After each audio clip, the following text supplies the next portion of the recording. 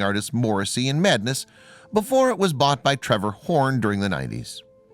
Famous during the 1980s, Horn was part of the Buggles, the group responsible for the hit song "Video Killed the Radio Star."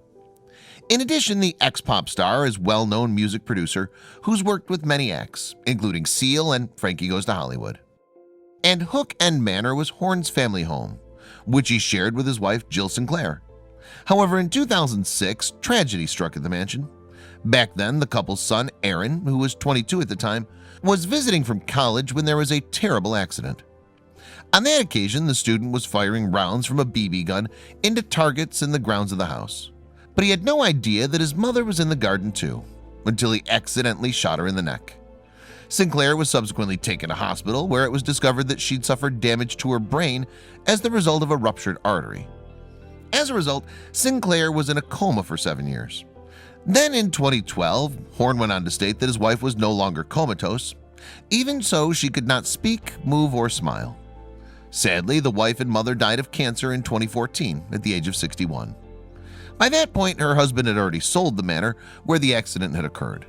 The property was then reportedly bought by British musician Mark White, but the house seemed to have been left untouched ever since it changed hands. Dixon, meanwhile, had heard rumors that the property had been abandoned, and so he went to see for himself. And while he'd been worried that the explorers would not be able to gain access to the building, they actually walked straight in. Dixon explained that it wasn't illegal to do so either. "In the UK, there is no criminal trespassing," he said on YouTube. "We can legally go in there with an open door. It's a civil trespass, a civil matter only." Dixon and his friend therefore started to explore the mansion. And while he described the place as amazing and untouched, the urbexer added that there was still a lot of damp and work required to update it. Now, one of the first things that the group saw was a room with a snooker table in it. "It's set up perfectly. Oh wow, this is absolutely amazing," Dixon said. Pink Floyd probably sat around and chilled out and played snooker in this room. There was also a dining table and chairs for 10 with china on display. But while at first glance the rooms looked pristine, huge cobwebs in the corners suggested that the house hadn't actually been taken care of in years. The explorers also found a room with peeling wallpaper and sheet music left open on a piano. Meanwhile, photos strewn about a countertop gave the area a distinctly creepy feel. That was nothing, however, compared to what they found in the basement. You see, down in the dank cellar was a headstone for a 7-year-old boy. The child, named Little Jack, had died tragically in 1909, and the group couldn't believe what they were seeing. As the explorers told the site Get Reading, it was quite eerie. The pool and snooker tables with games set up were definitely a bit spooky.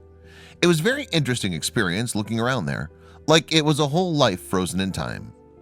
And after the video was shared online, people praised Exploring with Fighters for their amazing discovery. A number of viewers also declared that they loved watching the clip. "This was rock gold. What a find," one YouTube commenter explained. Another person added, "You guys make the Explore worth watching. You have so much heart and passion in what you do. Awesome Explore, guys. Big thumbs up." Meanwhile, the explorers have visited other deserted buildings as well as supposedly haunted graveyards.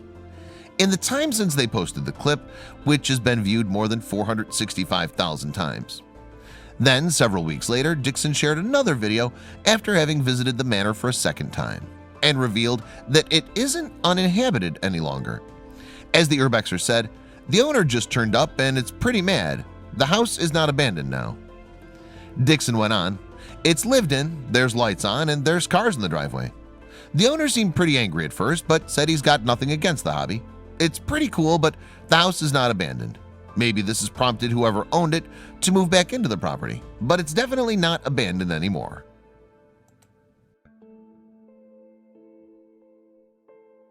Check out these other videos from Let Me Know. If you haven't made the move to subscribe to our channel, all you need to do is click on that red subscribe button. Thank you for watching.